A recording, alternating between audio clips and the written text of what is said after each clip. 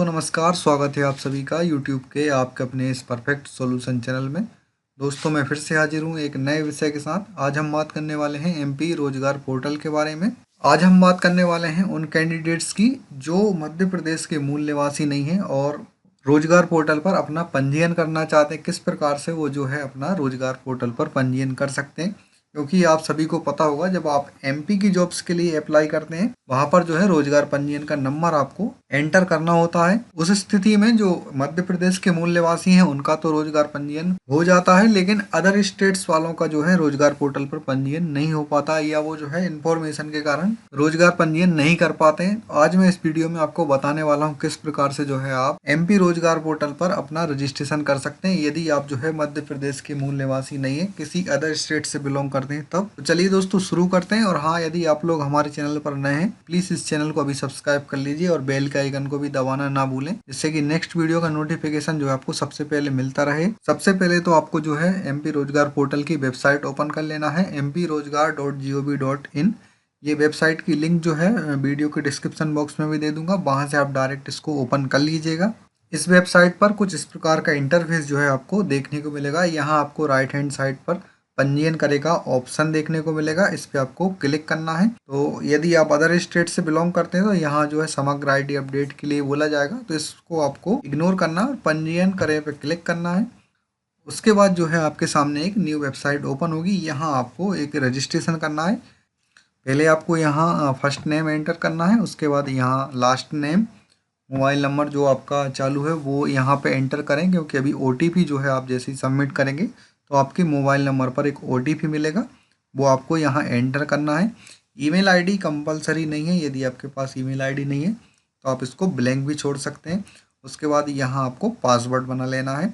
और यदि आप व्हाट्सएप पर अपडेट चाहते हैं तो यहाँ एस का सिलेक्शन कर सकते हैं, और यदि नहीं चाहते तो नो पर आप यहाँ सिलेक्ट कर सकते हैं। उसके बाद यहाँ एक्सेप्ट टर्म एंड कंडीशन का ऑप्शन दिख रहा है, इस पे आपको चेक मार्क लगाना है और यहाँ रजिस्टर की बटन पे आपको क्लिक कर देना है। यहाँ आपको 4 अंकों का ओटीपी जो है आपके मोबाइल नंबर पर मिलेगा, वो एंटर करना है और ओके की बटन पे क्लिक कर देना है। रजिस्ट्रेशन होने के बाद यहाँ आपको अब लॉगिन कर लेना है। लॉगिन करने के लिए आपको मोबाइल नंबर जो आपने एंटर किया था वो नंबर डालना है और जो आपने पासवर्ड बनाया था वो यहाँ एंटर करना है और कैप्चा जो दिख रहा है वो एंटर करके सबमिट की बटन पे क्लिक करना है।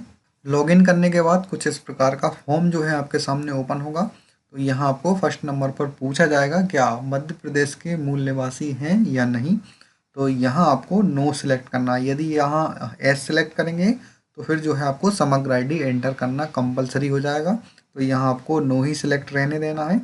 उसके बाद यहाँ आपको डिटेल्स आपके हिसाब से जो आपकी मार्कशीट में है, आधार कार्ड में जिस हिसाब से भी आपको फिल करना है वो आपको यहाँ एंटर करना है। यहाँ आपको first name, middle name and last name enter करना है। उसके बाद यहाँ आपको फादर की डिटेल एंटर करना है। आपको यहाँ जेंडर सेलेक्ट कर लेना है, मेल फीमेल।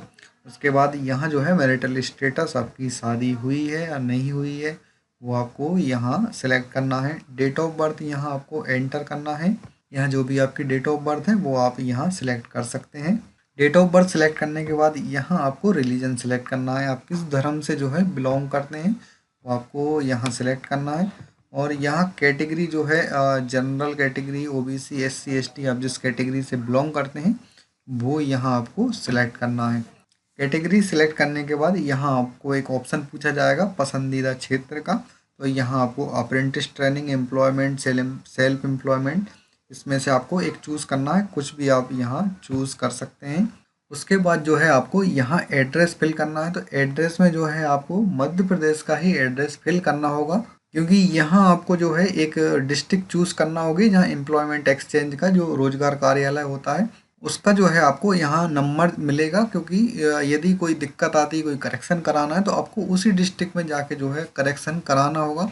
तो यहाँ आपको जो भी आपका नज़दीकी ज़िला लगता है आप वहाँ का डाल सकते हैं, आप जहाँ से बिलोंग करते हैं जो आपका सबसे पास का जिला है वो आप यहाँ एंटर कर सकते हैं। क्योंकि जो है कभी भी भविष्य में कोई भी प्रॉब्लम आएगी तो आपको उसी डिस्ट्रिक्ट में जाके आपको करेक्शन कराना होगा जहाँ जो जिला अभी आप सिलेक्ट करेंगे। यहाँ पे इस बात का जो है आपको ध्यान रखना है। आप जो है यहाँ आपके कोई रिलेटिव रहते हैं एमपी में तो उनके यहाँ का पता भी एंटर कर सकते हैं, या जो है आप अपने हिसाब से भी कहीं का भी ज़िला जो है सिलेक्ट कर सकते हैं जहां आपका आना जाना हो। उस ज़िले का नाम भी जो है आप यहाँ डाल सकते हैं। यहाँ जो है मध्य प्रदेश जो है ऑटो सेलेक्ट रहेगा। उसके बाद यहाँ जो है आपको डिस्ट्रिक्ट सिलेक्ट करना है।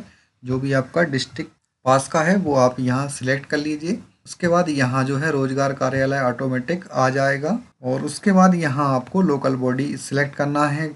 यदि शहरी से बिलोंग करते हैं तो यहाँ नगर पालिका नगर परिषद जो है आपको सिलेक्ट करना है। उसके बाद यहाँ वार्ड वगैरह जो भी है आपको यहाँ डाल देना है और पिन कोड। और यहाँ जो है आपको एड्रेस एंटर करना है।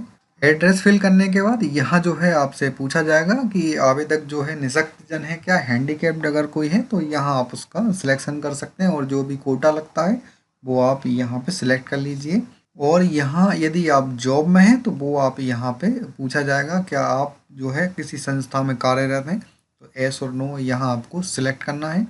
और नीचे जो है यहाँ आपको चेक मार्क लगाना है और सेव की बटन पे जो है क्लिक कर देना है।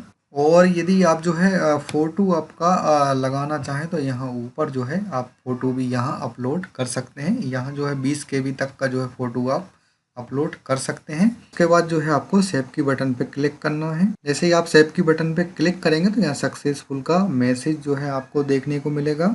सेव करने के बाद इस प्रकार की विंडो जो है आपके सामने ओपन होगी। तो यहाँ जो है आपको एजुकेशन ऐड करना है।